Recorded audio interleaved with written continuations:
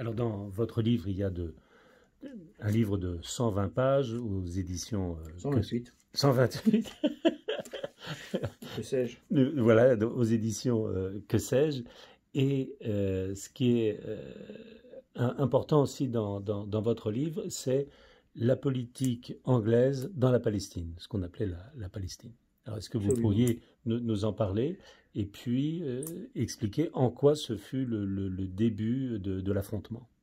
Oui, absolument, c'est la question clé. D'abord, la Palestine, qu'est-ce que c'est au milieu du 19e siècle? C'est une notion qui n'existe pas ni pour les Arabes ni pour les Juifs. La Palestine, c'est une province que les Arabes appellent la Syrie du Sud, et ils l'englobent dans ce qu'ils appellent le Bilad al-Sham, c'est-à-dire le pays du soleil. Bon, pays du soleil levant. Bon. Le Bilad al-Sham, c'est ce qui correspond aujourd'hui au Liban, à la Syrie, à la Jordanie, à Israël, au territoire palestinien. C'est un énorme ensemble, qui est en gros de cultures relativement homogènes, avec un islam sunnite prédominant, 85 à 88%, des communautés chrétiennes qui sont présentes partout, aussi bien dans ce qu'on appellera plus tard la Palestine, qu'au Liban, bien sûr, et elles sont très divisées d'ailleurs entre elles, qu'en Syrie, et pas seulement des communautés chrétiennes, communautés alaouites et autres. Bon. Et druzes, j'ai oublié les druzes. Cette Palestine est donc sous souveraineté ottomane jusqu'en 1918. Bon. La question, mais encore une fois, les Juifs l'appellent Eretz Israël et les Arabes l'appellent la Syrie, Souria, ils disent, ou Bilad al-Sham. Parfois, ils disent la Syrie du Sud, mais c'est plus rare. Bon. Pourquoi les Britanniques s'intéressent-ils à la Palestine? Ils s'intéressent à la Palestine parce qu'ils maîtrisent le canal de Suez depuis 1882. Et le canal de Suez, c'est la voie principale qui, via la mer Rouge, les conduit à l'océan Indien, qui est le joyau de leur couronne impériale. Bon, ils ont absolument, c'est une route stratégique. D'autre part, il y a aussi le prestige des lieux saints pour l'Église. Et ça, autant la France que la Russie, que la Grèce, que le Royaume-Uni, bien sûr, cherchent aussi à s'emparer des lieux saints parce que c'est tout de même une position privilégiée dans la chrétienté occidentale. Bon. Ce que vont faire les Britanniques quand la Première Guerre mondiale commence et que l'Empire ottoman est du côté des puissances centrales, Autriche, Allemagne, c'est qu'ils comprennent très vite, il ne faut pas être grand clair à ce moment-là pour comprendre, que l'Empire ottoman est fragile. On l'appelait déjà l'homme malade de l'Europe avant. Il a perdu toutes ses possessions européennes avant la guerre de 14. Il lui reste une petite portion d'Europe, là où Istanbul, en Europe précisément, mais c'est rien par rapport. On a oublié qu'au XVIIe siècle, les Turcs étaient sous Vienne. Hein. Bon. Et c'est de là que viennent les croissants d'ailleurs, la croissanterie. Et ces Turcs qui n'ont cessé de reculer se sentent un peu pris dans une sorte de complexe obsidional, encerclés de tous les côtés, encerclés entre autres en particulier par les puissances occidentales chrétiennes. Et les Anglais, donc comme les Français d'ailleurs, alliés dans cette guerre, savent qu'à un moment ou à un autre, l'Empire ottoman va s'effondrer et ils ont des vues sur les possessions arabes de l'Empire ottoman. Les possessions arabes de l'Empire ottoman, pour les situer, on n'a pas de carte ici, mais l'auditeur pourra rapidement se le représenter. C'est ce que j'ai dit tout à l'heure déjà du Liban, de la Syrie, de la Palestine actuelle, d'Israël, de la Jordanie. Il faut y ajouter l'Irak, c'est-à-dire ce qu'on appelait la Mésopotamie. C'est tout cet ensemble-là. L'Égypte est semi-autonome, en réalité, elle est sous protecteur anglais. Et l'Arabie au sud, est pratiquement le seul territoire plus ou moins indépendant, avec au sud le Yémen qui a toujours été réfractaire à la mainmise ottomane. Bon, en réalité, les territoires arabes sont donc largement des territoires colonisés. Ils veulent s'emparer de la Palestine, les premiers, et pour ce faire, ils vont instrumentaliser la cause sioniste, qui existe déjà depuis la fin du XIXe siècle, avec Herzl, le congrès sioniste de 1897. Ils vont promettre aux Juifs, par la déclaration Balfour, un foyer national en Palestine. En fait, ils vont se servir du sionisme pour prendre pied en Palestine, parce qu'une fois installés en Palestine par la voie militaire, ils auront beau jeu de déclarer aux aspirations nationales arabes, mais nous sommes ici pour remplir une mission, celle d'établir un foyer national juif tel que nous l'ont confié les mandats remis par la SDN. Parce qu'effectivement, je suis obligé de passer rapidement sur la fin de la guerre, l'Empire ottoman est battu, les Anglais prennent le devant en envahissant la Palestine dès l'automne 1917, le général Allenby qui prend Gaza, Ashkelon, puis Jérusalem en décembre 17, l'entrée triomphale à Jérusalem qui est très symbolique bien sûr. Et en fin 1918, les Anglais ont conquis toute cette zone et même jusqu'à Damas. Bon. Et au congrès de Versailles, en 1919, il est question de remettre ces territoires aux Français et aux Anglais. Il y a eu les accords secrets Sykes-Picot en 1916.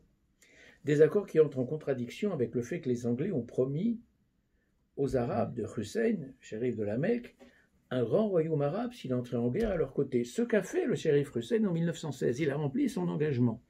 Ça part du contrat. Il a été battu très rapidement parce que les forces arabes étaient misérables par rapport à l'armée turque, mais il n'empêche, il a été loyal. Et arrive la fin de la guerre, le shérif Hussein de la Mecque s'aperçoit qu'il a été grugé. Il n'y a pas grand royaume arabe.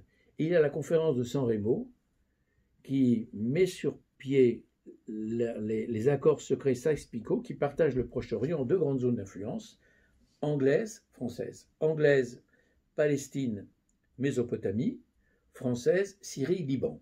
Voilà.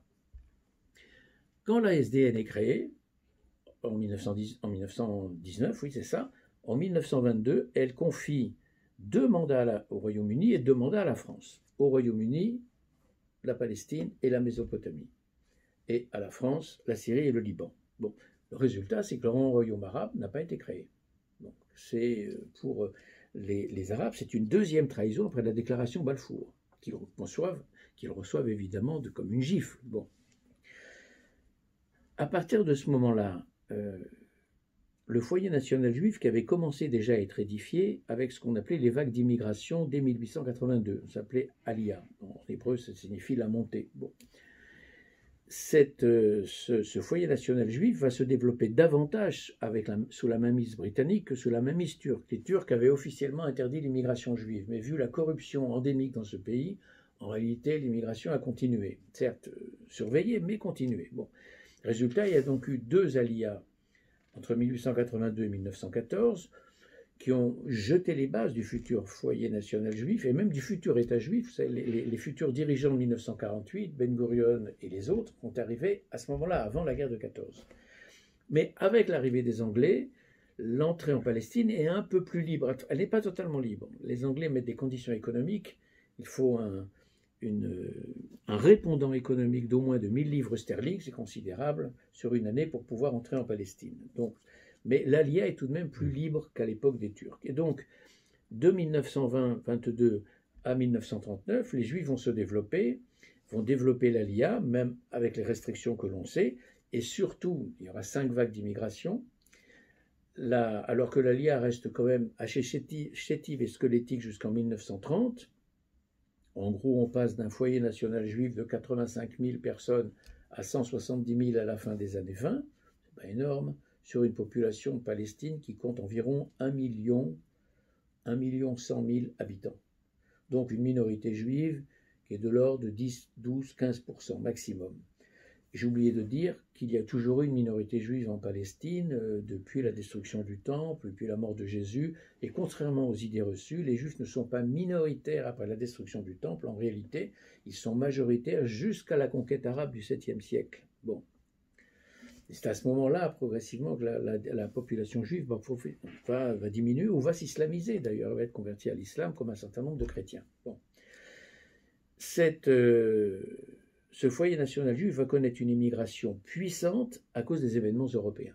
La montée de l'antisémitisme, la Hongrie, la Roumanie, la Pologne surtout, qui après la fermeture de l'Union soviétique devient le grand foyer juif européen, 3 300 000 juifs, en Russie bolchevique tout est fermé, eh bien la montée de l'antisémitisme dans ces pays-là et surtout l'arrivée d'Hitler au pouvoir va pousser à une immigration très forte vers la Palestine. Et donc le foyer national juif passe de 180 000 habitants en 1929 à 470 000 en 1939, multiplié par 3. On imagine l'inquiétude arabe, bien sûr. Et l'inquiétude arabe m'amène à dire que, évidemment, ce refus arabe, il est immédiat dès la déclaration Balfour. C'est d'abord un refus arabe chrétien. Pourquoi ? C'est un refus arabe chrétien parce que les chrétiens constituent la minorité arabe la plus éduquée, la plus évoluée. Et quand on regarde les chiffres d'alphabétisation, les Anglais ont eu une administration impeccable en Palestine, ils ont fait un grand nombre d'enquêtes et 2 grands recensements en 22 et en 31.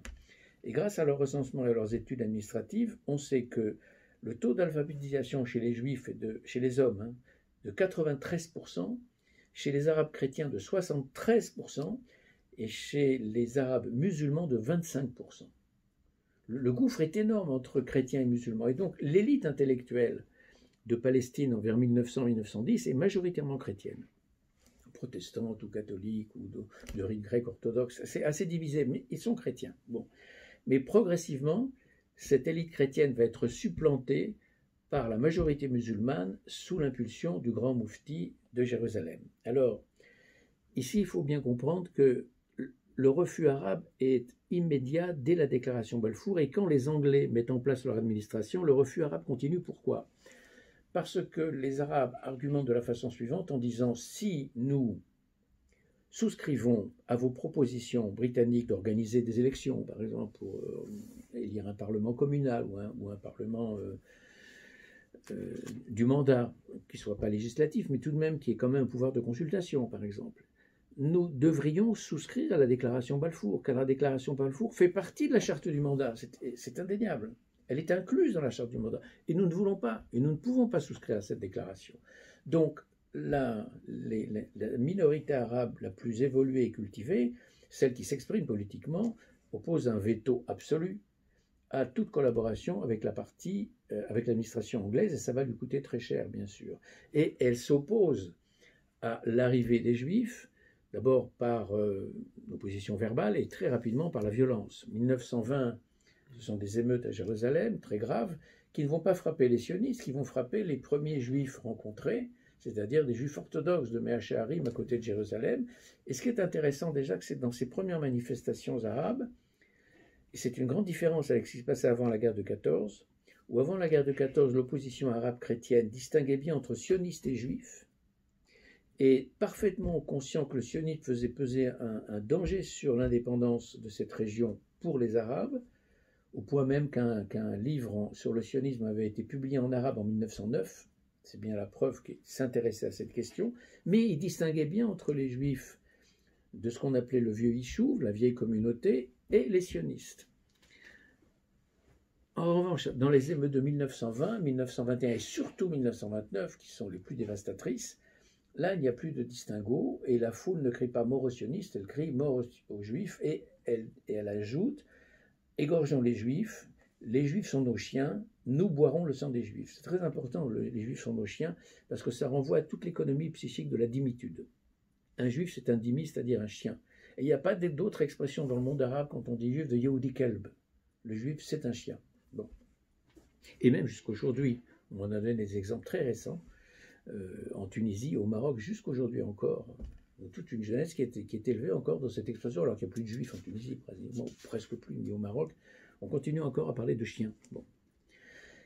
Et ce refus arabe qui passe progressivement dans les mains musulmanes, c'est un refus qui n'est pas structuré, qui est très désorganisé, qui est très brouillon. Pourquoi? Pour une raison simple, c'est que la notion de nation au sens occidental du terme n'est pas du tout une notion adaptée au Proche-Orient. La structure des sociétés du Proche-Orient est clanique. Elle fonctionne par l'ethnie, par le clan. Plus par le clan d'ailleurs que par l'ethnie. Elle fonctionne par le clan.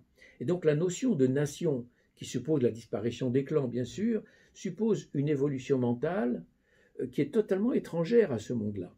Donc, la société palestinienne, elle est divisée en clans comme la société syrienne ou libanaise. Et ces clans ont prééminence sur tout autre intérêt. Donc, quand on regarde les cercles de fidélité des Arabes de la région, prenons l'exemple d'un paysan, puisque les paysans forment 90% de la population, quand on lui demandera de se définir, il dira « je suis de telle famille ».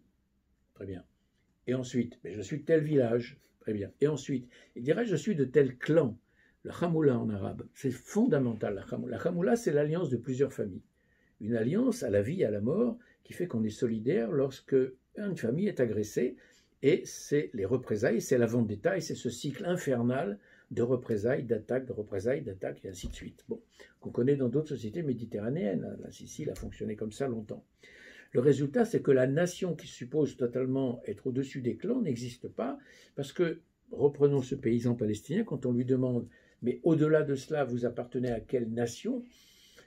Il ne dira rien, ça ne représente rien pour lui. Il dira « j'appartiens à la Oumma, à la communauté des croyants ». Bon. Le lettré de Jaffa, de Haïfa, qui sont les grandes villes de l'époque, hein. Ce n'est pas Ramallah et Jenin, hein, c'est les villes de la côte. Haïfa, Jaffa sont les grandes villes arabes de la côte. Il vous dira « j'appartiens à la Syrie du Sud, Souria Janoubiya ». Mais il va progressivement employer le mot Palestine. Pourquoi? Parce qu'à partir du moment où les Français s'imposent en Syrie du Sud avec le mandat, c'était des nations, eh bien la Syrie est séparée de la Palestine, il faudra bien se rabattre sur la Palestine. Donc le mot Palestine va s'imposer surtout dans les années 20. Bon. Un dernier mot, avant de voir l'affrontement, c'est que quand je dis que ces sionistes arrivent avec ces 5 vagues d'immigration essentiellement d'Europe orientale, il y a très peu de sionistes américains, français, anglais, tout ça c'est marginal. C'est vraiment, ça se compte en dizaines d'individus. Hein. C'est pas centaines, c'est pas milliers. Non, l'immigration elle vient de l'Empire russe, c'est-à-dire les Polonais, des Roumains, et évidemment des Juifs baltes, des pays baltes, des Juifs d'Ukraine et des Juifs russes. Ça, les gros bataillons sont là. Ils ne viennent pas sur une terre vierge de Juifs. Ils viennent sur une communauté juive qui est là de toute éternité, depuis bien avant le Christ. Et cette communauté juive est séparée elle-même en deux, une minorité ashkénaze orthodoxe, rabbinique, qui ne parle que le yiddish entre elles, qui ne parle pas l'arabe, qui est très coupée de la communauté arabe, et coupée également de la communauté séfarade, et les deux communautés ne se fréquentent pas et ne s'aiment pas. Et la majorité, c'est la communauté séfarade, qui est ladinophone, mais aussi hébréophone. Et c'est dans cette communauté qu'au milieu du XIXe siècle, émerge un renouveau de la langue hébraïque, mais d'une langue hébraïque sécularisée, qui ne sert pas seulement à l'usage liturgique, et sont créés dans cette optique-là les premiers journaux en hébreu en Palestine même, en 1863, le premier en 1870, le deuxième. C'est dans cette Palestine-là qu'est créée l'Académie de la langue hébraïque en 1890. Si je donne ces dates aux auditeurs, c'est parce qu'ils s'apercevront que tout cela est antérieur au sionisme organisé d'Europe avec Herzl. En réalité, on assiste en Palestine juive, séfarade, à un réveil hébraïque de la nation juive, d'un groupe qui se pense en nation et pas seulement en religion. C'est ça qu'aujourd'hui nos contemporains ont du mal à comprendre. Comment peut-on être une religion et en même temps une nation? Parce qu'ils ont du mal à percevoir que le judaïsme est en même temps une religion nationale et une nation religieuse, et qu'on ne peut pas dissocier les deux. Un juif qui prétendrait vivre en Israël en étant totalement déconnecté du Tanakh, j'emploie le mot la Bible, et pas seulement de la Torah, s'apercevrait à un moment ou à un autre qu'il n'a plus sa place dans ce pays. Sans pour autant qu'il soit croyant et qu'il aille à la synagogue et respecte les mitzvot. Mais il est intimement lié à ce texte. C'est indéniable, ça. Eh bien, cette communauté séfarade embraye un renouveau hébraïque avec la presse, que je dis, avec les livres, et avec un enseignement dans les écoles primaires en hébreu, on enseigne la géographie, ou l'histoire, ou les mathématiques en hébreu, tant et si bien qu'en 1918, à l'époque où il n'y a pas encore le mandat britannique, la moitié de la population juive de Palestine parle l'hébreu dans la vie quotidienne. La grande mutation, c'est que cette langue, qui n'a jamais été une langue morte, qui était une langue vernaculaire entre les différentes communautés, un rabbin de Marrakech pouvait correspondre avec un rabbin de Cracovie en hébreu, cette langue est devenue une langue journalistique, 1860-70, puis une langue d'enseignement, 1880-90, premier réseau des écoles d'instituteurs hébraïques et des écoles, et une langue maternelle, voilà le grand tournant, il est là, à partir des années 1890-1914. C'est-à-dire que les enfants sont élevés en hébreu. C'est ça la grande mutation. C'est-à-dire que le réveil national juif qu'on appelle le sionisme a deux origines, la matrice palestinienne, et cette matrice palestinienne hébréophone, parce que l'hébreu est la colonne vertébrale de la nation juive. C'est en hébreu que tous les juifs du Maroc, de Perse, des États-Unis comme de Pologne se rencontrent. C'est pas le ladino, c'est pas le judéo-arabe, c'est pas le yiddish, bien sûr. Eh bien, la matrice séfarade, la matrice du Yishuv lui-même, rencontre l'immigration venue essentiellement, ashkénaze, venue essentiellement d'Europe, et c'est cette rencontre entre les deux courants qui va donner l'émergence du foyer national juif, en n'oubliant pas une chose, ce que peu de gens savent, c'est que l'ancien foyer national juif, c'est-à-dire le Yishuv séfarade dont je parle, est majoritaire numériquement jusqu'en 1930. Et qu'il pèse de tout son poids, même si aujourd'hui il est oublié, de tout son poids sur le plan culturel dans la vie de cette époque-là, parce qu'il est arabophone, ce que ne sont pas les ashkénazes qui arrivent. Bon.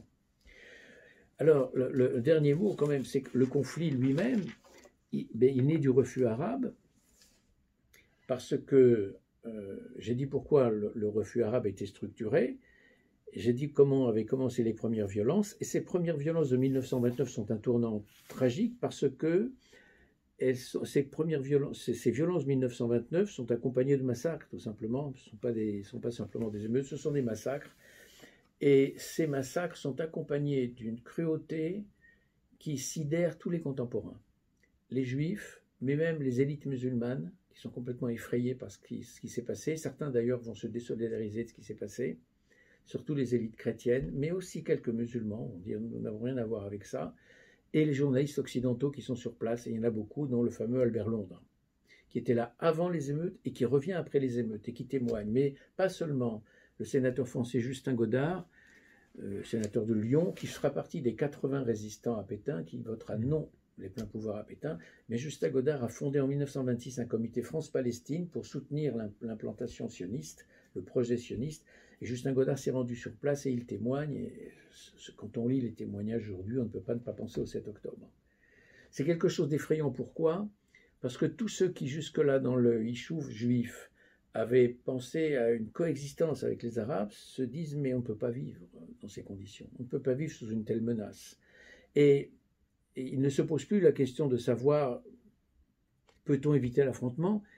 Ils pressentent que l'affrontement est inévitable, ils se demandent seulement quand aura lieu l'affrontement. Et c'est donc dans ce cadre-là qu'il faut bien comprendre que l'islamisation du conflit, qui est le fait du moufti de Jérusalem, Amin al-Husseini, a énormément joué vers l'impasse actuelle. C'est-à-dire que tant qu'on était dans une opposition entre un nationalisme et l'autre, il y avait une voie de compromis, parce que c'est un conflit territorial. Quand on transforme ce conflit en conflit religieux, on est entre deux absolus. Et pour l'absolu, il n'y a pas de compromis. C'est-à-dire que le conflit, la dimension religieuse que donne le moufti de Jérusalem à partir des années 25-26, 1925-1926 au conflit, n'offre aucune perspective de compromis. C'est-à-dire c'est eux ou nous.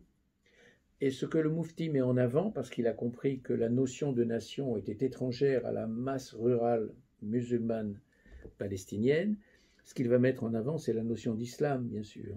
Il va demander qu'au nom de l'islam, on jette les juifs dehors. Bon.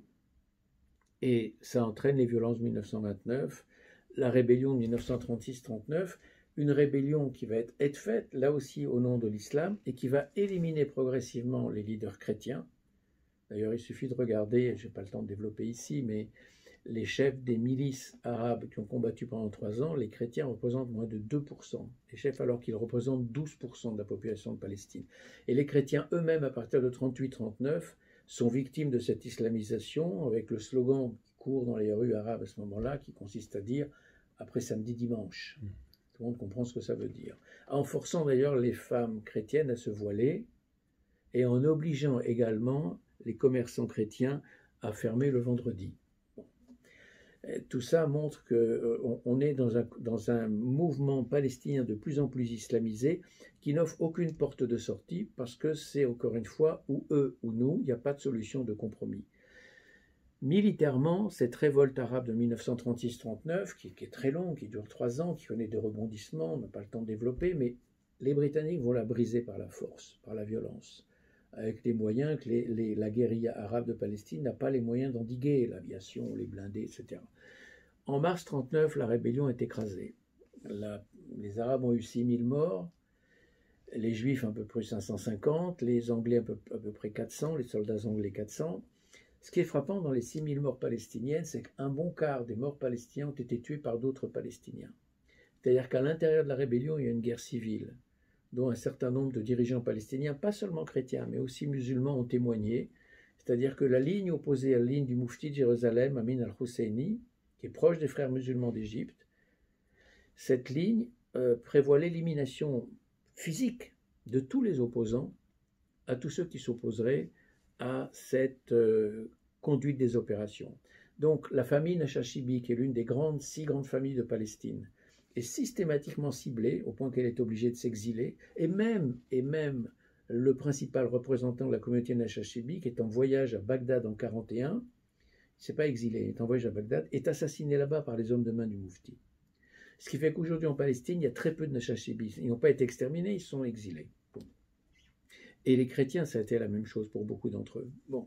Et donc, dans cette optique-là, la rébellion arabe est écrasée, c'est vrai, par les forces anglaises, et pourtant, de cette défaite militaire, le camp du Moufti Amin al-Husseini en retire une victoire politique extraordinaire. Pourquoi?